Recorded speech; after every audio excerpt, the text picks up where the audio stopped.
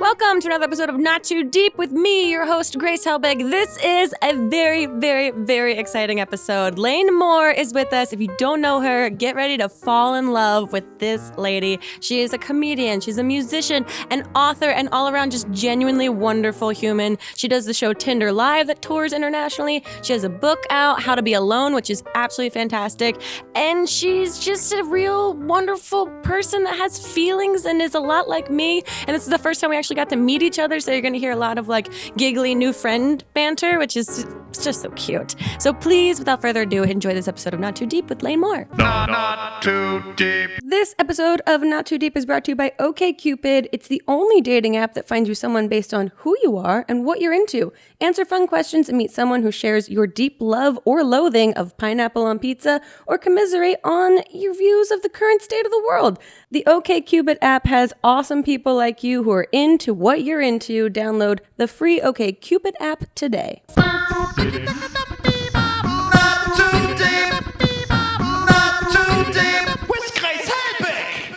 Yay! Lane Moore's here. This is so exciting. Yeah. Okay, I gotta jump right into it because Please do. When was that podcast, Jack? Like a year ago that we did this? Oh my God. So it couldn't have been a year ago. No, it wasn't a year ago. It was like 6 months, 9 months ago. I was going to say that something like sounds about right because when Yeah. that all originated was January 1st. I looked it up. Yes. Okay, that's Yeah. what we were talking about earlier. So I talked about it on the Ashley Perez episode. okay, so when Ashley Beautiful. Perez was here on our podcast, Yeah. Jack brought up this situation that involved you Mm-hmm. and a man in the laundry room of your building. This is a saga of sorts. Yeah, which sounds more sexual in that way than it was at all. It's like the most G-rated story, but you're like, But, you and okay. a man in a laundry room. I know. It's It like, also oh, sounds like you got kidnapped or something.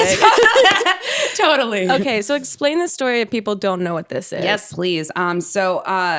So what had happened was I went to go do my laundry. For whatever reason, my laundry wasn't drying. Okay. And I do have laundry in my building. I'm blessed in that way, especially for New York. That's rare Oh, already. But even though like in my building, it's like you have to walk down these like very narrow steps to this like creaky, terrified, like it looks like a murder den. It's not like I really hope So like it's people. not real luxury. It's not luxury. It's not No. like a luxury building. It's not a No. luxury laundry room where you're picturing like that episode of Friends where Ross and Rachel do laundry. Yes. Like it's not like that.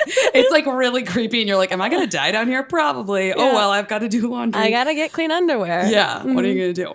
So my stuff wasn't drying, so I like put it in for another cycle and just like kind of kept leaving it. And then at a certain point, I had to like leave the house, so I left it for longer than I would. And I like to say that because I'm not someone who just leaves their laundry there forever. No, But you're not an asshole. I'm not an asshole. But that particular day, I kind of had to because it just wasn't. It was a lot of blankets. Yeah. Anyway, so we Yeah. know. So I went down to go get it, and I was like. I went down to go get it, and all of my laundry had been perfectly folded on top of the laundry thing.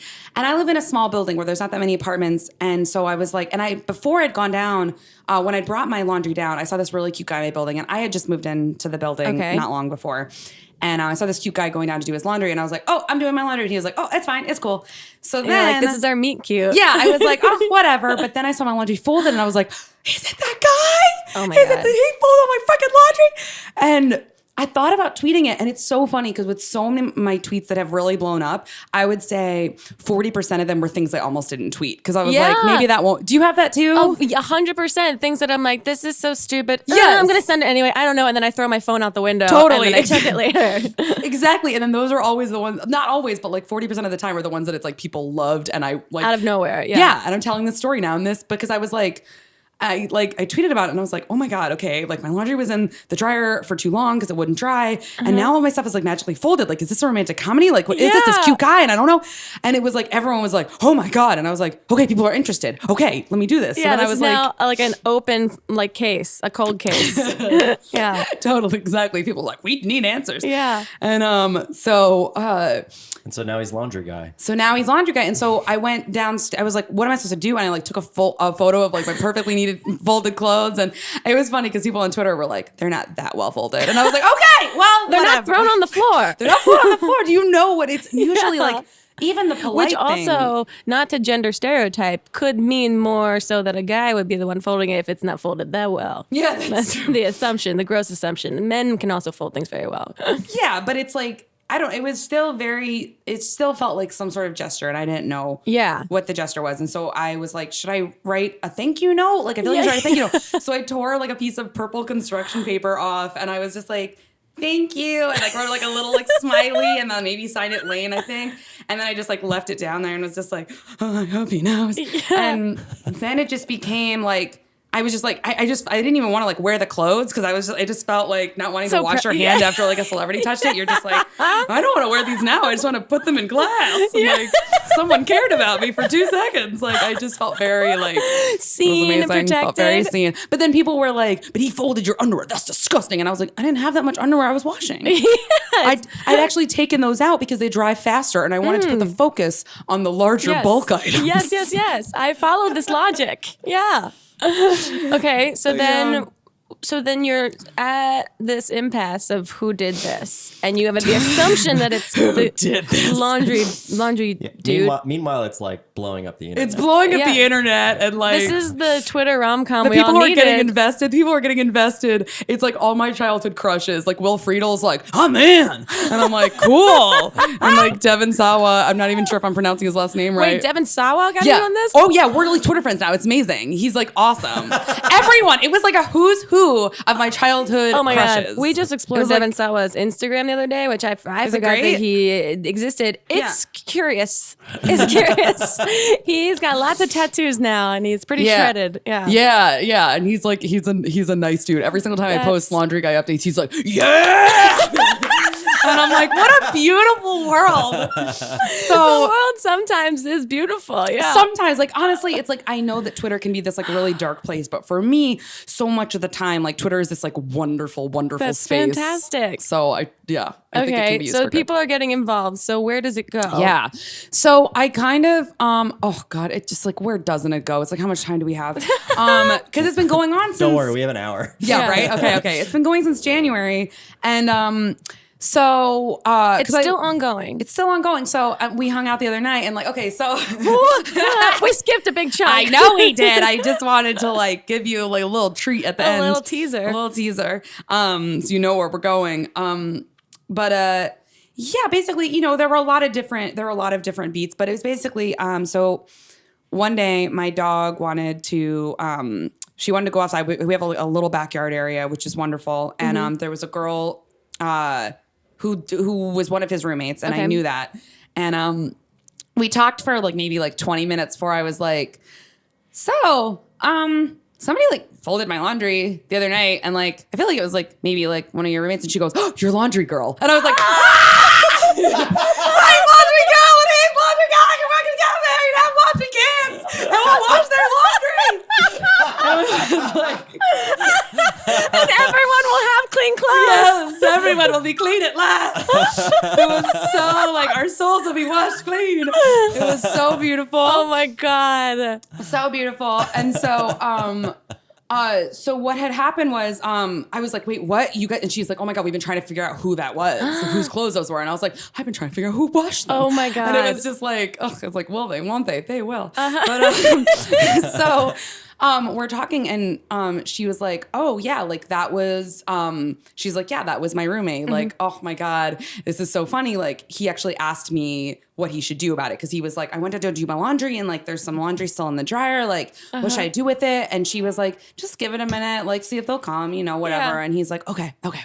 And so then he went back down, and he's like, it's still there, it's like been another hour, like should I don't know what to do, like I really have to do my you know, dry my clothes. And she was like, okay, well, you know, like then take it out. I think that's fine. And he was like, okay.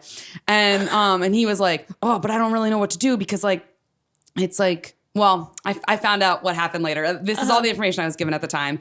And then so he took it out, and I guess like he came back and he was like, I folded it. I don't know if that's weird. I folded it all. This is so pure. It's so pure. And that's what I love about it. Like that's my ideal Twitter. It's just like these just really pure, goofy stories. But he was like, I folded it. I don't know if that was weird. I felt kind of weird. I just kind of left your underwear alone. I don't know. Like it's just like he really did overthink it. As much as the internet was like, what a pervert. It was like, no. So and she was like, oh, we were all talking about like, who's this girl? Who is this person? Amazing. Whose laundry was this? And I was like, it was mine. And then like their other roommate comes out, and it's like I'm trying to remember because like all this was a bit ago. Yeah. But their other roommate comes out and I was like, hey, how's it going? And the girl turns to the other girl and she's like, she's laundry girl. And I was like, I am Local I guess. celebrity. Totally. Yeah. I was like, no big deal. And so then I think the next time so I told her I was like, oh, by the way, like I kind of because you never know like who's on certain social media things. And I was like. I'm on Twitter and I kind of did this big thread and it kind of blew up and it's all about this whole story. And they were like, what? Oh my God. And she was like, I can't imagine like a better person this happened to than like that dude. Like he's just such a good dude. And like, I was just like, what is this?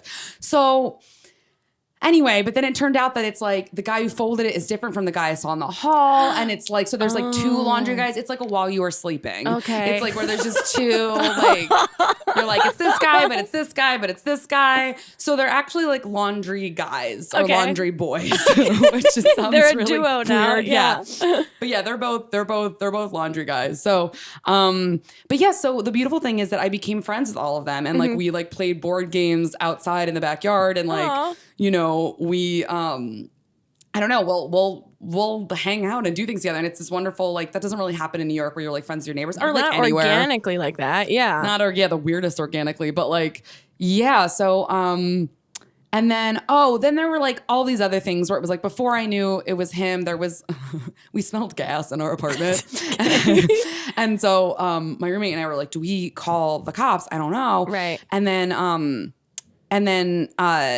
so we did, but then there wasn't like a problem, but I was almost like not really, but like a little bit hoping that like there'd be like a building evacuation. So you could all be outside and be like, are you him? Yeah. Like, you know what I mean? Yeah, like, yeah. And then I was just like, oh, maybe like that's what it is. Would be fine. And that didn't happen. Our building is safe and everyone was fine. Ugh, gross. Whatever. Annoying. Super annoying for this story, for this plot line. Exactly. Whatever. All my stuff and my loved ones are safe. Yeah. But at what cost? So you still don't, you have met him at this point or haven't met him? At that point, I hadn't. At that point, I hadn't run into his roommates and all of that stuff. But so then the other night, I'll give you like the abridged because it's like, just go read the whole thread. It's really just like a thrill a minute and it updates every few months. And I love it's approved by Devin Sawa. So it's like, what more do you need to know? It's like, exactly. no. But I love when people are like, we need more regular updates on this. Okay. I'm like, okay, I'll try to manufacture my life for you. Yeah, I'll wait turn in the this into a hallway. lie. Yeah. Like, it's just like people are like, go ask him out. I'm like, I live in a small building. I can't if this went awry. it's a high risk It's situation. high risk. Yeah. If this went awry, like that affects my whole life. Like, Yeah. You're not safe in your own home. Exactly. Yeah. Thank you. Thank you. So, but the other night we hung out and all of us, because one of the girl roommates texted me and she was like, hey, my friend just read your book. She really loves it. She has a note for you that she wanted to leave you because she's like 90 years old. And she wrote you like a handwritten note. Oh, that's so sweet. It was really sweet. And I was like, beautiful. And so I went down to go pick it up. And while I'm talking to her, in walks laundry guy and the other girl. And so we all ended up hanging out and I just like kept making fun of him. And I was like, why haven't you done anything cute in a while? You're not giving me anything to work with. The internet is waiting. And he just looked at me like, what am I supposed to do? And I was like, I don't know. Just do something adorable. This is ridiculous. I need content. Like, I need content and I refuse to be inauthentic about it. exactly. I was like, I'm not going to make it up. You need to pull your weight around here. And he was like, what do you want me to do? I was like, I don't know. And then he started feeding my dog cranberries. And I was like, that'll work. Wait, have people figured out, is he on social media? I don't think so. Okay, I so I don't was going think to he's say, on, have people figured out who he is and started following him or anything? No, and I don't Okay. think he is because they've never said that. But like I did when we were hanging out, I was like, do you want to see the internet? Freak the fuck out right now. And I just like started tweeting. I was like, I'm hanging out with Laundry Guy right now. And we were all just like freaking out. Everyone was like, ah! Like, it's like, because for them, it's like they're not super social media people. Right, which I is think refreshing that's- and nice. Totally. And I think that's also the beautiful thing about this story is it's not like, you know, he's not some like super social media dude. So he's just like, what? Yeah. And I'm just telling him, I'm like, look who's weighing in. Look who's weighing in. John Cryer is so excited. And they're like, what? Like, they're just like, they don't understand. It's like, so they're, great. yeah, they're such like beautiful, kind That's people. And they're so- just so thrilled with it. Oh, and then, oh God. What? This was another one. So I didn't know that like the girls were on Instagram and they started following me on Instagram and I followed them back and they created a thread of like photos of my dog and it says laundry girls. And I was like, Oh, that is just so like it's the most beautiful cute. story ever told. I This mean, is some so people think it's sweet. like, you know, their own personal love stories of how they met their partners. It's this. Yeah, no, this Sorry. is fantastic. You made him into a meme. It's really so wonderful. I mean, the script writes itself. It People really are does. asking for the movie. I don't know. I trust me. That's something that's on the table. I mean, I'm ready for it. Yeah. I've spent my whole life writing romantic comedies in my head, so like I could write this movie in my sleep and Yeah. it'd be so good. dream project. Totally. Speaking of writing, your book, Yeah. How to Be Alone. Yes. Okay, it's out by the time this podcast will come out in like January. So it'll be like people will have already read it and everyone will. I mean, but you're in the press stage right now, like going nuts promoting it. Yes, yes. One, congratulations. It's #1 on Amazon, Yeah. which must be fucking nuts. It's very cool. How Yeah, long have you been it's really writing cool. it for? In a lot of ways, my whole life, I've always had a folder on my computer that just said book because it was like, I didn't know what it was going to Yeah. be, but I knew. And like, there were just so many stories that I was just always writing. And I've been writing books, quote unquote, you know, since I was a little kid and was always writing my stories and just always felt so fascinated by the world and was just constantly like every job I've ever had. Like I spent most of the time writing on receipt paper or whatever, like just was always kind of cobbling this together. And then, you know, then it just kind of became a situation of what's the book I want to write. And then, you know, there's that like weird aspect of like when your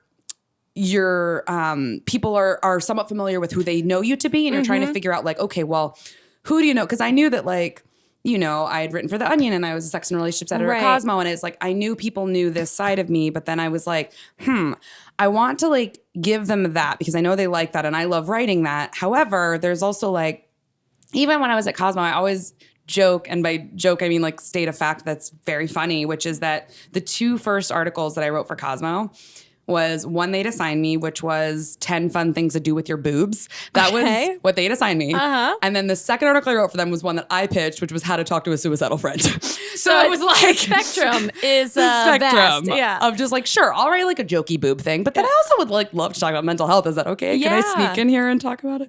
So I feel like the book was kind of that where it was like, okay, I want to like give you like, it'll be fun and it'll be funny and it'll talk about relationships. However, like I love exploring deeper aspects of relationships and I want to talk about like, I've had a really, really, really hard life and like where I come from has not been which is just as rosy at all. impactful as the jokes are. I mean, that's the thing, because you're talking a lot about loneliness, obviously. And you're talking a lot about like your personal stories and that sort of thing. And I love this thing that you tweeted the other day about how you keep getting put in a box of this being a book for millennials. And you tweeted I know why, but it's like... Yeah, I mean, fundamentally, I get that woo-woo bullshit. Totally, we all You're get it. a millennial, I'm a millennial, whatever. Yeah. We all love talking about, you know, our feelings online a lot more than we used to. But I love that you like deflected that and made sure that everyone knew that this is not in my eyes at all. Yeah, and I hate hearing it. I hate hearing like, I know I'm not your target audience, but I really loved it. I'm like, it's just like that like angry like bear in me that like wants to be protective of people. It's like, how dare you think something's not for you? It is, of course it's for you. I hate that you think it's not. Yeah, no, if it resonates with you, then it's for you. Yeah. And I can see that like when you wrote a Cosmo, that's obviously like a targeted demo that they're going after there.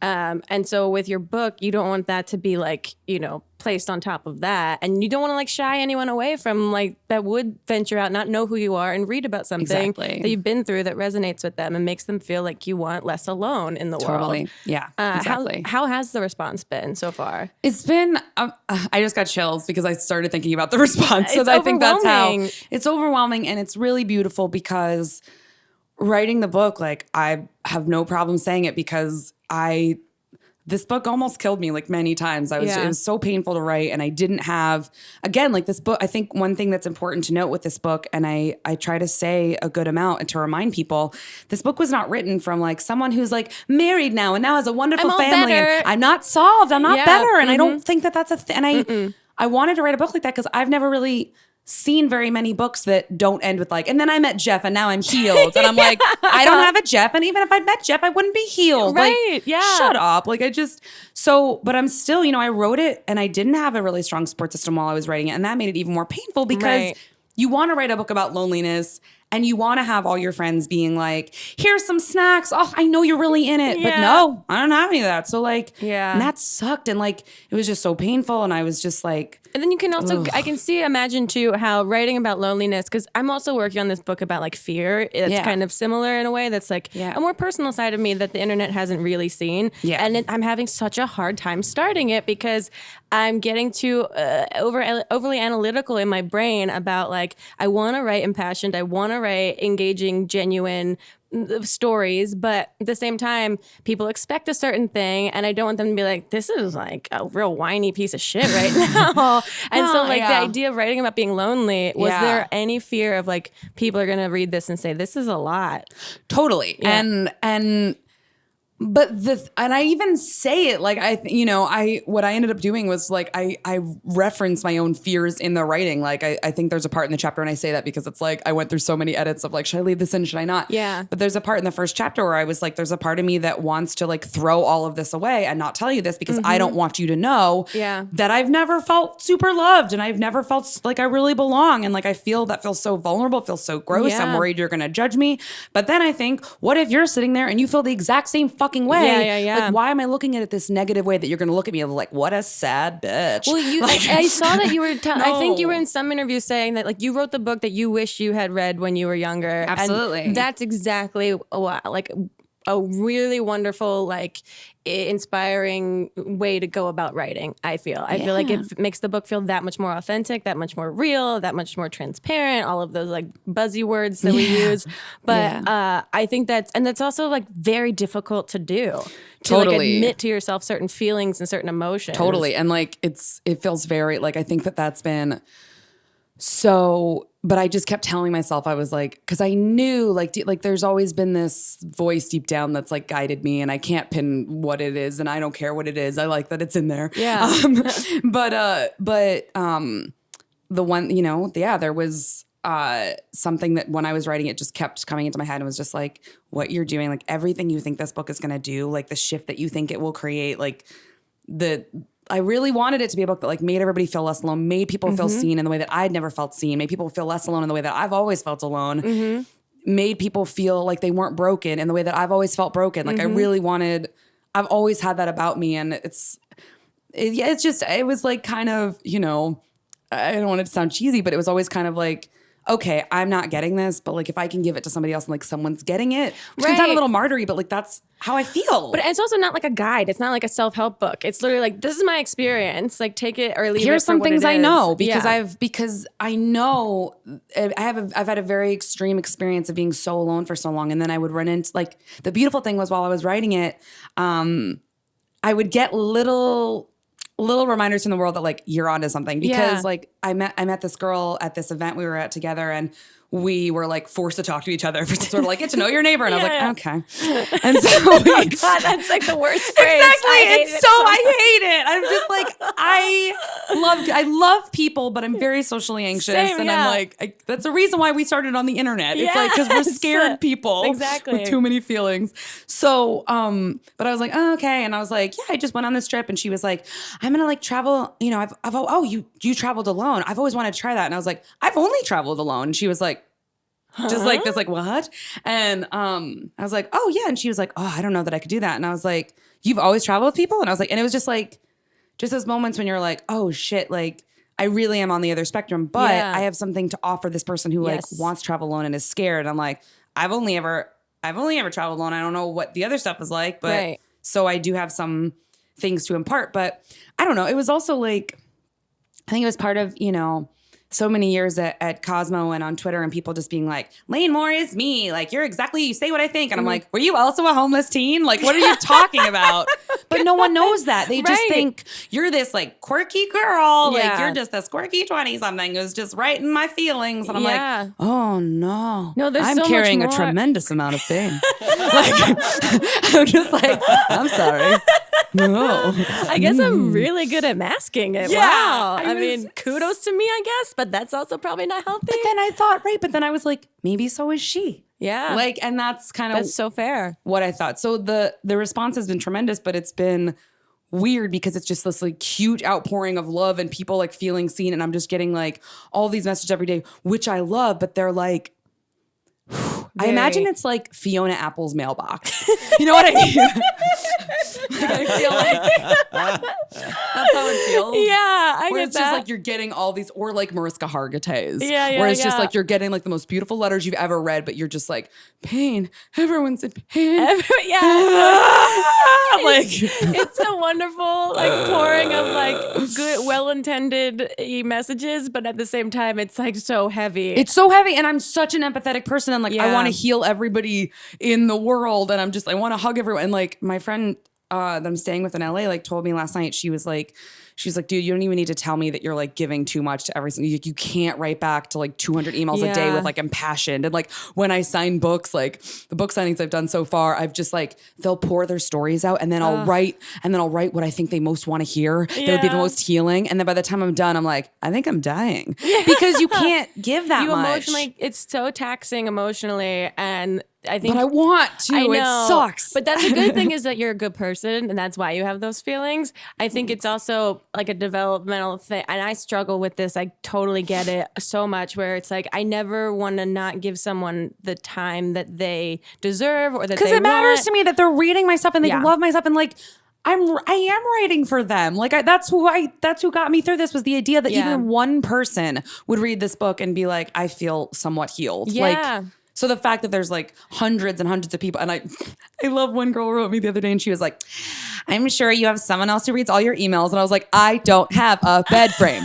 Like you think other things than what are true. Oh, that's so great. Well, I replied within 5 minutes. Like I'm around. and you know, on the other end, she's like, "What the fuck?" Exactly. I gotta She's like, respond. totally. But Yeah. it's like, to me, whatever. But It matters. It's yeah, I think so. Okay, we're gonna take a really quick break, and when we Great. get back, I have a billion more questions. This could be a 6-hour podcast right now. Yay. Okay, we'll be right back with more Not Too Deep.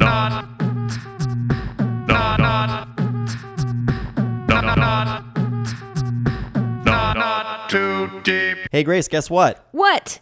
This episode of Not Too Deep is brought to you by our buddies at OkCupid. Oh, this is really fun. Guys, if you don't know what OkCupid is, it's the only dating app that finds you someone based on who you are and what you're actually into. Yes, the OkCupid dating app asks you fun and meaningful questions that matter to you so that you can be seen by people who are going to be into you. Because why waste your time? You got to get specific. You want to ask people questions like Trump ? Do you want to ask people questions like is Die Hard a Christmas movie? Sure. Do you want to ask someone what their favorite podcast is? I think that's a great conversation starter. Yeah, do you think cilantro tastes like soap or not? Don't get me started. You'll see tons of answers that lead to great conversations and great dates with people who feel the same way that you do. Tell people about your favorite album, your last great trip, or your favorite podcast, for instance, and let the love roll in on the OkCupid app. Whether you're looking for that person to join you on a long walk on the beach or a short walk to the bar, they are waiting for you on the OkCupid app. So start the new year by meeting someone who's into what you're into on the OkCupid app. Download the free OkCupid app and find your next great date today. We're back! Sweet. Hooray! Okay, let's talk about Tinder Live. Yeah, let's do it. This is your live show that you do in New York. Yes. It started in 2014? Yes, correct. Yeah. Okay, so take me through this. How did this start? Yeah. So I created Tinder Live literally the second that I went on Tinder for the first time. Like, I think people think that I was like on Tinder for like a long time before. No. It was literally, what happened was, I tell this story like it's me meeting the love of my life. I'm just like, oh, okay. It was early 2014. But I came out of my room in my apartment at the time. I had two roommates, a guy and a girl, and they were both sitting at the kitchen table on Tinder together at the same time. And I was like, this app is just, you're both on it. You don't even know you're both on it. Like, it was just at Tinder's like peak where everyone was on it. Yeah. And so I was like, all right, screw it, I'm in. And so I downloaded Tinder, and like a few swipes in, I was like, do you guys mind if I like grab my laptop and like record this, like videotape this? Yeah. And so I, recorded us going on Tinder Live together and just like talking about profiles at a round table. Uh-huh. And in that same, like, I was like, I'm going to edit this together and like put it online as like a comedy video. This is so funny. This is so good. And a few swipes in, I was like, this could be a comedy show. Like I could project my Tinder on like a big screen. I could go through it live. I could have like a panel of like other comedians or, you know, actors, musicians, whatever, just like funny people. It could be a mixture of people. The audience could like vote whether I swipe right or left. It's like super interactive and like so fun. Yeah, and started like going through different segments that I could do. Like I have a bit that I do called Which One Is It, which is when like the photo has 30 people and we all try to guess like which one it is.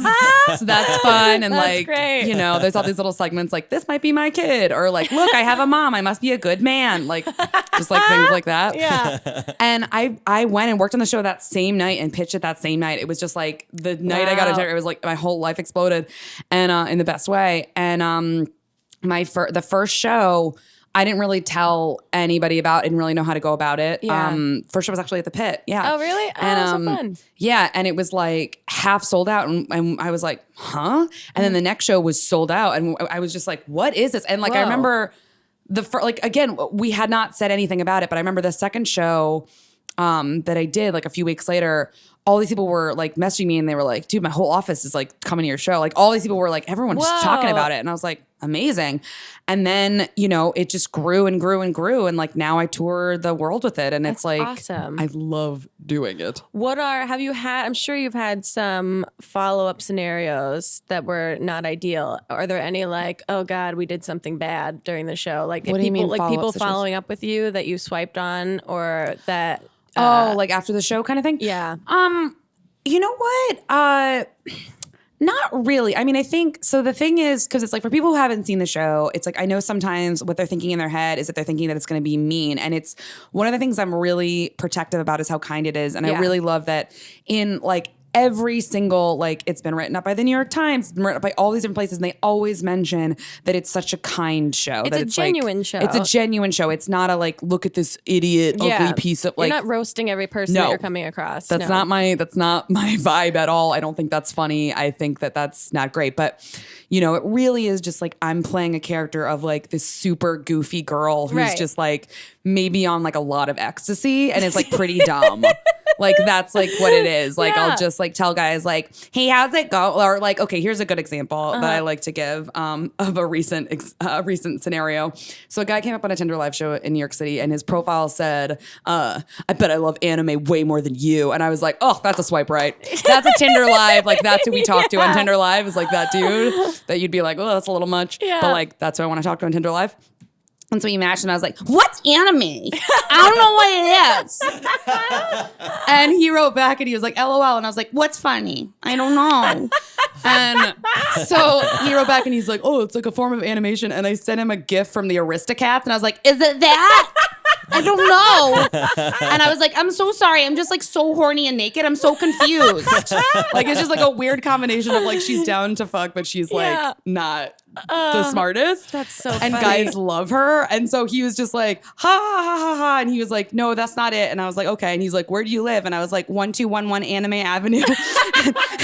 And he was like, ha ha. I was like, I don't get it. Like what? Like just incredibly dumb. It's just so confusing for the person on the other end that they so have confusing, to say but they don't. Yeah, it's like but these talking. guys are just like sure, but it's less like I was like I just basically give them. Or there was like a guy once who said like, you know, if you're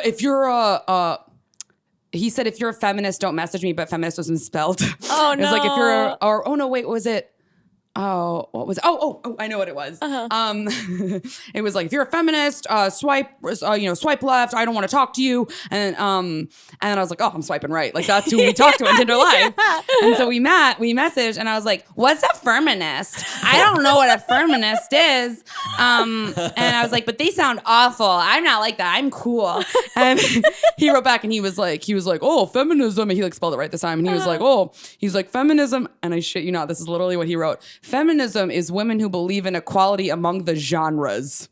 Not genders. What? Genres. What? And I was like, oh, you mean like sci-fi is as good as horror? Because I don't agree. And he was like, no, like what? And I was just like, but we talked for like an hour. Oh, so that's amazing. But that's like what Tinder Live is. So it's very like good natured and it's very silly. But so 9 times out of 10, these guys are laughing along with me. Sure. Like that anime guy was just like, yes, like, because it's just so funny. So if anything, I've had the reverse happen, which is there was a guy who came up. I did a show in Minneapolis, and he came up on the show, and he was this really like 70s looking dude, and he had these great bell bottoms, and so I spent the whole show trying to steal his jeans, like just being like, "Can we meet up? What's your waistband size? I'm just asking. My boobs, like whatever," and keep him interested. And he was just like, at a certain point in the show, he's like, "Stop trying to steal my jeans. These are expensive." And I was like, I'm sorry. Okay. Well, like, what are your hobbies? And I was like, "Give me your pants." You just like, I was like going back and forth. And so, so after the show, I was like, "Hey, I'm just gonna be real with you. I did this show called Tinder Live, and like you were so funny, and you were such a like good dude. Like you just seem really cool." And he was like, "What?" I knew something was a little bit up, but I didn't mind because you're weird and I'm weird. And I was like, "Oh, that's sweet." So we like became Instagram friends, and he would like ask me about girl advice, and I would ask him about guy advice. Whoa. And then he came into town recently, and he was like, "Hey, my band's in town. Do you want to come hang out?" And we hung out. So like, yeah. So it was like, okay. I was gonna say, do you ever follow up and let them know like this is kind of like If they seem really cool, like if they're really cool, I'm just like, just FYI, like, you know, you were on this show, like you should come to the show sometime. And like, and again, it's like, they're like, "Oh, okay." And like sometimes people are, or sometimes their friends will tell them, they're like, "Dude, you're on Tinder Live." And they'll message me and they'll be like, "That's so cool. Is there a video?" Because they, oh yeah, I was gonna say people know it's not mean spirited. It's this like, it's fun. it's fun. And people are usually on the side of the guys. Like we've had shows where like people were so rooting for this guy because he was being so funny to what I was saying. Like I'm being so weird. And when they handle it really well. When they like are, you know, respectful. Totally. And they're throwing jokes back too. Like that's the best Tinder Live moments where it's like I get some gem and they're throwing the ball back and they're having fun and they're just like, "Who is this angel?" What is happening? I invited one of the guys to the show I did in Baltimore not long ago, and everyone like cheered his name. We texted him because I told him he was on the show, and I was like, "I never do this mid show because it could go anyway." I was like, "But you're on right now. I'm like, will you come down to this venue?" And he was like, ask, has anyone ever been in the venue? Or they have only once, but it's like whenever somebody's profile comes up and they're in the venue, like I usually just ask them like what their Tinder experience is like, and we kind of like maybe we'll show their profile on screen if they want to or whatever. Oh, actually, there was a really good. I did a show at University of New Hampshire not long ago, and there was this profile that came up, and I always tell people like, if this is your profile, like let me know. I'll be really nice to you, and this guy was like, that's my profile. And I was like, "Oh, really?" And like, because everyone cheered. And I was like, "Oh, you must be here. Cool." I was like, "Do you mind if we like look at your profile and like, you know, look at your stuff?" And he was like, "Yeah, I guess so." And I was like, "Okay." We go through it. It's this long rap, this like really long rap. No. And it ends with like, "I'm with the girl in the photos. I'm just here for Tinder Live." And everyone fucking lost it because I read it line by line. So I didn't know.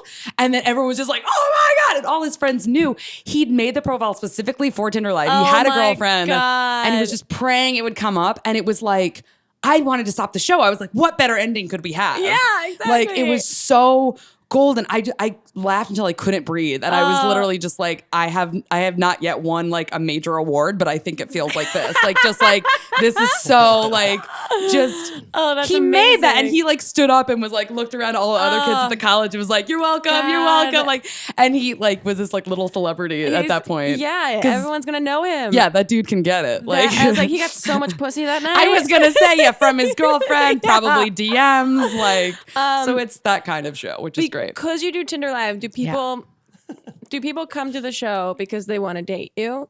Like, do you get that sort of kind of attention? I Or they wish wanna, I got like- more of that. It's rude that I don't.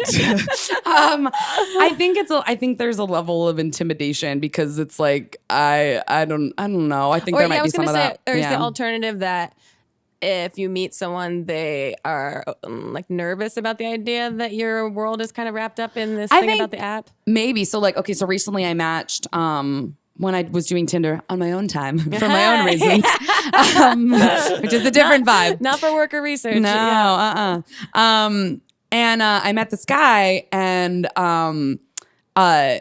he messaged me and I'd put in my profile, like, I do this show called like here are some things I want in like a person, or better yet, like just come to the next Tinder Live show and bring flowers. Okay, like that would be ideal. Yeah, I was going to ask, do you like broadcast it? Yeah, I was just like, you know what, I'm just going to start saying it. Like, it's fine. And I've had people super like me on Tinder because they were like, "Tinder Live!" And I'm like, "That's cute. That's so nice." And they're like, "No, but for real, do you want to go out?" And I'm like, "Oh, okay. Well, I don't know." So But this guy, we messaged for like 2 messages, and then he was like, yo, all of my female friends just flipped the fuck out that I matched with you. Like, he's like, I'm not really online, but like, I guess like they follow you on Twitter and like they've seen Tinder Live, and like, am I on Tinder Live right now? Because I'm freaked out. And I was like, first of all, you would have no reason to freak out if you were on Tinder Live. Second of all, you wish you were on. Like, I was just like, you wish. That would be great for you. You would love it. Like, oh, that's so funny. just this idea that like, it was like, no, but I'm also a person. I'm like, this started because I genuinely It started wanted to use because I this wanted app. to meet people. Like, Yeah. you know, I'm also a person. He was just like, okay, I'm nervous. I'm like, wait, but I'm not like a mean You clearly haven't seen the show, and Yeah. you don't know that like I'm not messing with you. Also, like, the show is not me taking like men who genuinely want to date me and being like, sucker. Yeah. Like, that's not kind. That's No, not funny. That doesn't help you. Doesn't help me either. Yeah, get away from me, you attractive idiot. Like, no, I would love to find that, but it's just like not yet. Okay, let's talk about your dog. Oh, Lights? I miss her little face. Yeah, what kind? She's a little thing. She is a little thing. What kind of dog is she? She's a Chihuahua, but I feel like she's mixed with something else, but I don't know because she's a rescue. So it's She's like, a I'll never know. full-time cutie. She is. Thank you. How long have you had her? I've had Lights not even a year yet, Not even a year. but you wouldn't know it from our bond. I was I going to love ask, her so who or much. what is Light's worst enemy or nemesis? People she feels are a threat to me. Oh, so she's protective. She's so protective, which I love because I've never really had that. And it's like, she's so like, it's so good. Like, even when we're in the backyard and like the laundry girls are there, that's what I'm going to call them now. Yeah. Even when we're in the backyard and like she knows them and they're so sweet to her and they've given her snacks. But like, if they even like look at me in a way that she does not like, she's like, like, it's just this like, don't hurt my mom. My mom's a good person. Don't hurt her. And like, Aww. and when people have come over to my apartment before, like, who I didn't know very well, like for whatever various reasons.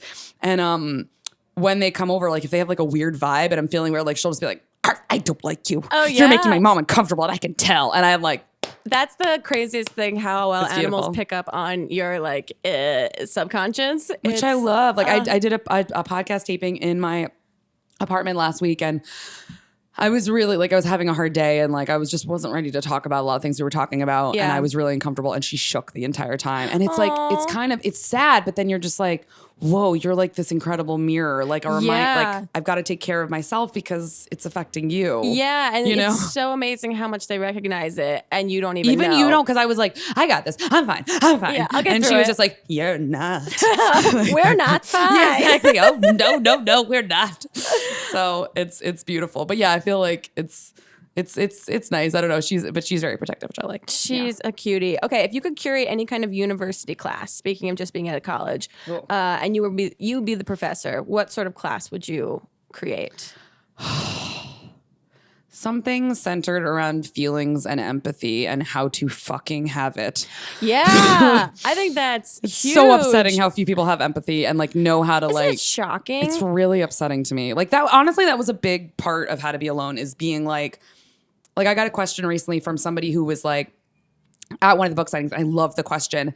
And I was like, does anyone have any questions about the book? And the guy was like, do you have any tips for like, I've had a really like easy life. Like my life's been pretty great. And Yeah. like, I don't know how to respond to friends like when they're going through really intense stuff. I have no idea what they're saying. And I was like, I love that you asked that question. And I think you're a good person. Yeah. Because I think there are people who just like, empathy, I think for the most part, you develop it through your own pain and through your own Yes. struggles. And so if you haven't had that, like good for you. But the one thing you're missing is empathy. And it's just very painful, I think, for me to deal with people where you're just like, oh, you don't care. Like I once had a drummer who was like, yeah, I don't really have empathy. I don't really care. Well, when people are in pain, I just like, oh, this doesn't affect me. And I was like, how are we in a band together? I hate it. Yeah, You no. won't last long.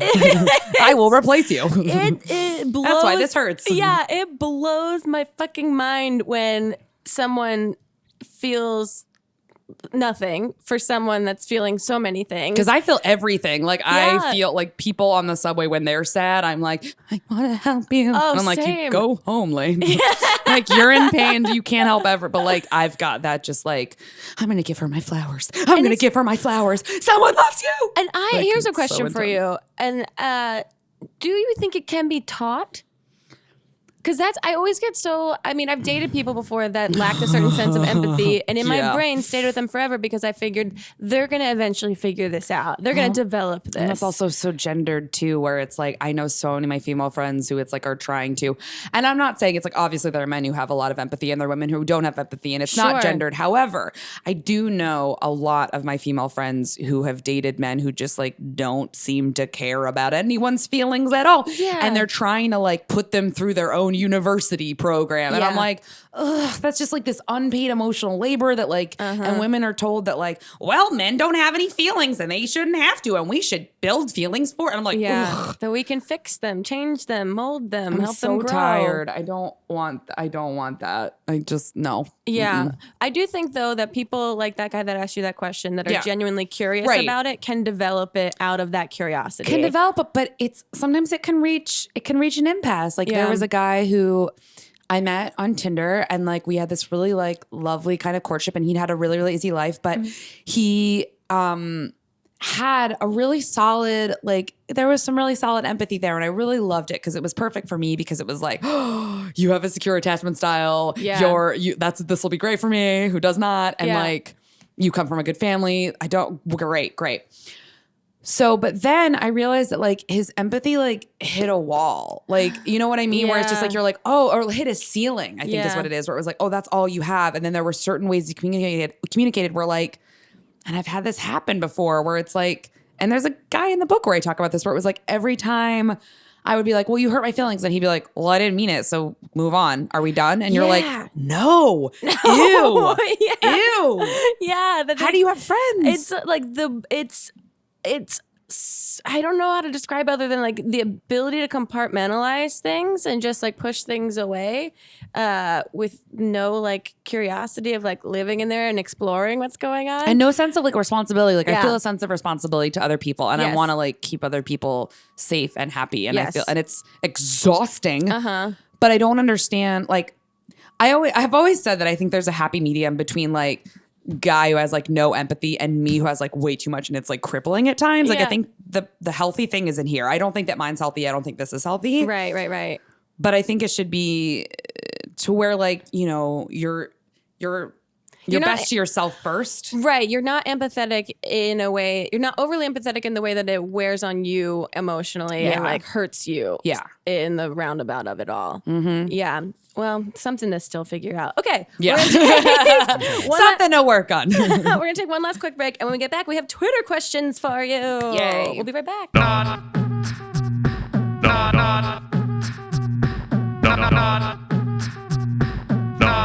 too deep. Hey, Grace. What's up, Jack? Do you have any New Year's resolutions? I am so resolute in hoping that these beautiful listeners of Not Too Deep might perhaps go onto the iTunes Apple podcasting situation and leave us a review. Yes, that is exactly what I was leading to. Thank you for taking me there. Yep. Yes, guys, we don't make this plea very often, but we do from time to time. That is the way we're helping the podcast grow. And in 2019, we want Not Too Deep to be the biggest it's ever been. Mm-hmm. And the way for that to happen is if we can get new listeners. So if you have friends who like funny things, you should recommend our podcast to them. But in addition to that, the best way to reach new people is for us to appear on the charts on the Apple Podcast app and the iTunes store. And the best way for us to get those chart possibilities is for you guys to leave us a review. We do read them. We do, honestly. And we do appreciate them. They don't get thrown into the internet ether. They get thrown in front of our faces, in front of our laptops. That's right. And you know, as you guys know, the format of this show has grown and evolved over the years. It's matured. It has. And I like to think so. And you know, it's important for us to check in with you guys. And that's the best way for us. And if you've already left a review before in years past, now that we've matured and grown and become sort of different, you know, shades of the podcast, leave another one. Yeah. Hopefully we can make a bunch of spam bot accounts. Spam us with your reviews. I dare you. This is now a threat, and I dare you. If you're a hacker who can like launch a malware attack and make millions of zombies. Well, now you've gone too far. We would love any support from you guys. It's been fun to create this, and we want to keep doing it. We want new eyes on it. So leave us a review if you feel so inclined. Thanks, guys. Okay, we're going going to get into Twitter questions, but before we do, I'm going to ask you the 2 questions I ask every single guest that's on the podcast. Beautiful. And the first is, who, alive or dead, would you most want to throw cold spaghetti at? You went from laughing to taking it very seriously. I know. I was like, ha! Oh no. Who would I want to? Okay, I know who it is. Uh-oh. And I feel bad because I don't like the idea of throwing spaghetti at a woman, but Yolanda Saldivar. I fucking miss Selena every single day. I am obsessed with Selena. I think she is still the queen of Tejano music. I love her so much. I was so devastated when she died. Yolanda, you killed her. Don't tell me there was a misunderstanding. Well, I can safely say we have never received that answer. And it's I miss her. I watch her old YouTube videos and I'm like, take it too soon. You were so talented and captivating. Yolanda, why? It's not what a true fan does. Okay. Yeah, I'm that's good. a quick PSA also to all the fans out there, please. No murders. Okay, the other question is to tell us your worst pants shitting story or close call, but you can only use 3 words or 3 small phrases or some mixture of the 2. So mine is college jogging front lawn. And it can be a close call. I was going to say, because I remember like I have a lot of weird pooping stories. Sure. But not, okay, all right, I'll do it my own way. Okay, yeah, got it. I'll do my own spin on this. Bathtub, laughter, depression. All right.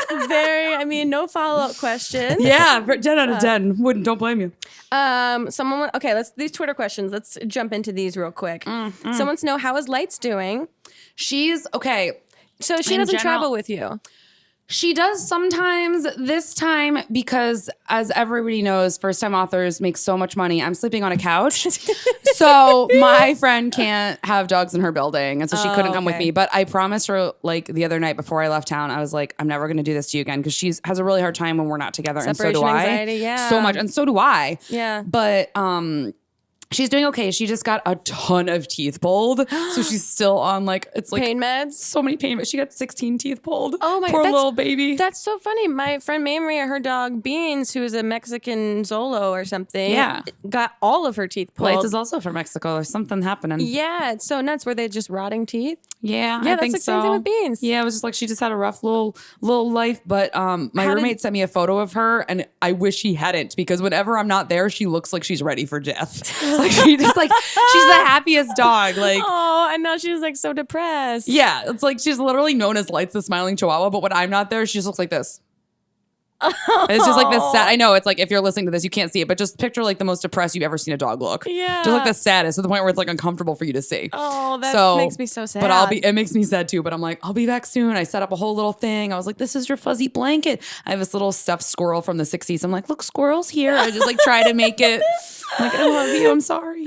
Okay, someone wants to know, is Stevie Nicks the best thing to ever happen to us as humans? You're in a band currently? I am, okay. Yeah, called It Was Romance. Yeah. Our next album is coming out in a couple months, which will be great. That's so cool. It's good. How many albums have you guys made? We have one album that's out. And it was on like Pitchfork's like albums to watch and like all the things. Fucking awesome. It was good. It was so good. Cool. It's good stuff. I'm really excited to put out more music. Yeah. It must be nice to be able to have that balance of all these different artistic expressions going on. It's all I've ever wanted to do. Because it's not like a comedy band or anything, right? No, it's like, not at all. How do you describe Very the music? serious. Yeah, I think it's like Stevie Nicks, Fiona Apple with elements of like Ellie Goulding, Sia, stuff like that. And the next album's very like Ellie Goulding, Sia, Lights, some Amy Winehousey stuff. So yeah. Whoa, that Good sounds stuff. Awesome. Yeah. How did that come together? Yeah, I've been making music since I was a little kid. And I always wanted to be like, from birth, was like, I want to be an actress, writer, singer, funny writer, whatever. Like, didn't know what a comedian was, I don't think. Because I was like, I want to be Lucille Ball. She's an actress. And it's like, no, you want to be a comedian. Yeah. But, and was like obsessed with stand up. And I was like, no, funny actress. And I was like, I always liken it to like not knowing I was gay, but like not knowing I was a comedian. It's like, you're a comedian. No, I'm a funny actress. It's like, no, you're a comedian. No, never. I've never been attracted to comedy. but yeah. So it's great. I look at it for the articles. Yeah, like I watch Comedy Central for the commercials. How dare you? But yeah, and so then I started putting out my own music where I was like playing all the instruments as it was romance, and then found like the bandmates of my dreams, and then it took years and was finally able to like put the album out and like. I like produced it and mixed and mastered it myself. It was like all this very like, we don't have money, but I know these songs are great. And so this next record is going to be so fun because we went to record it in Nashville and like have like an actual producer who's like great. And it's going to be like, I like to make like happy songs for sad people. Like that's like, I feel like my great niche tagline. Yeah. I think that's it, where it's like, I want like songs about suicidal ideation you can dance to. Like, that's what this record is going to be. Sold. Yeah. Sign me up. That's my shit. So yeah, I'm very obsessed with Stevie Nicks. Very obsessed. She once held both of my hands. Like it was like after the show and like I ran up to the stage and she shook everyone's individual hand, but took both of mine. So do I feel like I've been blessed? Yes, I do. That's incredible. I'm pretty sure she's my mom and it's fine. But like literally one of my life goals is to play Stevie Nicks in the movie one day. Like I feel like I can do it. And I do a great Stevie Nicks. Like I got this. I feel like we often like to manifest guest destinies here on the podcast. So we'll all be thinking this podcast is part The Secret. Yeah. Good. I want that. I want multiple Grammys. I want an Oscar. I want to EGOT within the next 3 years. And love. But it's like low on the list because I don't feel that confident in its existence. The other thing. Other ones are much more attainable. Totally. You get it. It's like, I'm just like, career is good enough. Feeling loved and supported. We'll see. Yeah. That'll eventually find its way. Exactly. I'll just make out with my Oscars. I don't need this. Someone wants to know, what is your stance on big butts and don't lie? I have one. That's true. Okay, someone wants to know, what do you think you'd be doing if you didn't have the career you have now? Under the ground dead? Like I know, I get not that to sound question a lot, extreme, but I'm too. like, I would be dead because this has been like, my career is like also survival. Like that's how I've like made it through. Yeah. I know. And people ask that question a lot. Like, if money were no option and the entertainment industry option. Yeah. Like if you could make money doing whatever it is that you wanted to do. Oh, I see. Okay. Yeah. And the entertainment industry wasn't an option, what would you do? And I don't even know the answer for myself. I go like travel blogger. This is all I've ever wanted. Like this is everything I've ever thought about since I was born. Like I can't. There's no. I'm not that person. Like every now and again, like I'll read an interview with like Adele or something, and she's like, "I hate this. I don't even want to do this. I just want to be a mom." And I'm like, "Then go do it. What's happening?" Because this is all I will. This is what I love. This is my happiest. So I can't even. Yeah, dead. The answer is dead. All right. And that doesn't pay much, but it's fine. Oh, someone says, introduce yourself in 3 words. Ugh, I feel like this is gonna sound a little bit live, laugh, love, or something. But feelings, humor, music. That's what I'm gonna do. Oh, that's cute. Yeah, I feel like that. that's what I boiled down to. That's for really sure. good. Yeah. Okay, the last question to end on real light. What is the meaning of life? Real light. That's the great answer. Real light. And yet I still didn't look as sad as when I mentioned Yolanda Saldívar. I know. We really hit peak emotional expression. You did. You really targeted something deep within my Selena obsessed soul. Oh God, rest in peace. Okay, we don't have time. We don't have time to mourn her the way she deserves to be mourned daily in front of candles. I miss her. Okay, the meaning of life. Okay, this is like. How about this? What's a solid piece of life advice? I'm sure that people could get out of your book, but something that if someone came up to you and was like, what's your go-to thing to say to someone? Honestly, it sounds simple, but I think I would say, and the thing that I try to encourage people to do in everything I make is like, just be kinder than even you think you need to be. Like truly, because I think the people who do that are just, you really change people's lives. Like you really don't know what someone's going through. And And you don't know how much just like acknowledging someone or a smile could change the entire course of that person's life. Like so much of the things that I've gotten through life were absolutely like I feel like I remember everybody who like did even the littlest things for me because it got me through that. And I'm very like give it back again to an exhausting degree, but like someone will smile at me when I had a hard day and I'm just like, dear whoever is potentially listening, make sure that they get $1 million and have the most feel so loved for the rest of their day because they made me feel loved and I want that. And I'm like, oh my God. but it's like, but I know it means that much to me. So yeah, no, that's a great piece of advice. Lane, thank you so much. Yeah, this was so fun. It was really fun. Before you go, we're going to give you the parting gift we give everyone for being on the podcast is you get a personalized fortune cookie just for you. Feel free Can I open it? Of course you can. Let's see what it says. Oh, it's long. Yeah, these are long. Many, many people are impatiently waiting with popcorn and tissues for the Laundry Guy rom-com. Please, when is the release date? To that, I would say, in the spirit of manifesting, give me a giant pile of money in a studio so I can make it. I'll write the shit out of it. I think that's great. And Lane, where can people find the thing you've already written, the book, How to Be Alone, and where can people find you if they don't already know? Absolutely. So How to Be Alone, if you want to and even if you don't, it's literally everywhere. So it's on Amazon. And there's an audiobook version There's too, an audiobook as well, which is so fun because I do accents and impressions and I sing that's so and it's great. like I play the intro and the outro on guitar and like it's great. That's amazing. So please go buy that, especially like local bookstore is always lovely to support. On Twitter and Instagram, I'm at Hello Lane Moore. There's also at Tinder Live Instagram. And if you want to follow my dog, she's Lights the Smiling Chihuahua and she's like a giant pile of happiness. Oh, that's so great. Oh yeah, and my band is It Was Romance Band. Perfect. Yeah. Thank you again so much. you. Please go buy the book, go read it, or listen to it, whatever's easiest for you. Do both. Do both. Read along. Read along with it. That's a fun experience. We'll see you guys next time on Not Too Deep. Goodbye. Thank you. Bye. Too deep, too deep, too deep, not too deep with Grace Helbig. Not Too Deep is a production of Grace Helbig Incorporated, producer and directed by Jack Ferry. Producer and editor, Melissa D. Mons. Writing by Diane Kang. Production assistance by Katrina Henning. Post-production sound by Chris Henry. And an extra special thanks to Flula for the theme music.